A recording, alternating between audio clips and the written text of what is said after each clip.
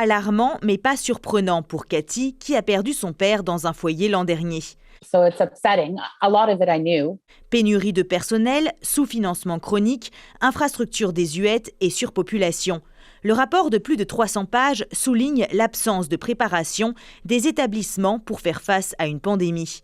La commission a soulevé que le contrôle des infections était inadéquat et que le gouvernement progressiste conservateur avait réduit les inspections annuelles détaillées dans les foyers. Il faut plus de personnel dans le secteur des foyers de soins de longue durée, plus de personnel aussi à temps plein, avec plus de formation. La commission recommande aussi de revoir le modèle de financement et de gestion de ces établissements. Il doit y avoir une distinction beaucoup plus nette entre les composantes du secteur privé qui ont une mission à offrir des soins qui sont vraiment axés sur la personne et les autres éléments du secteur privé qui souhaitent plus un retour sur leur investissement. Par exemple, des nouvelles installations seraient construites grâce à des investisseurs privés, mais la gestion des soins reviendrait à d'autres organisations.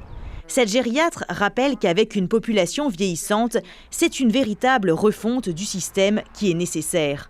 J'aimerais voir un système de standardisation nationale, un partenariat entre le gouvernement fédéral et provincial et un financement qui dépend de répondre à ces exigences de qualité. Les recommandations de la Commission ne sont toutefois pas contraignantes et sont maintenant entre les mains de la province. Le gouvernement est prêt à intégrer les recommandations aux efforts pour régler les problèmes persistants du secteur des soins de longue durée, dit la ministre des Soins de longue durée.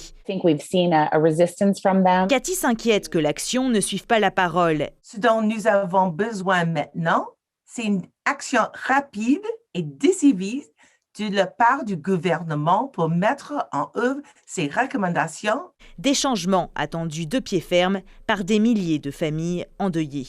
Ici Camille Feyreisen, Radio-Canada, Toronto.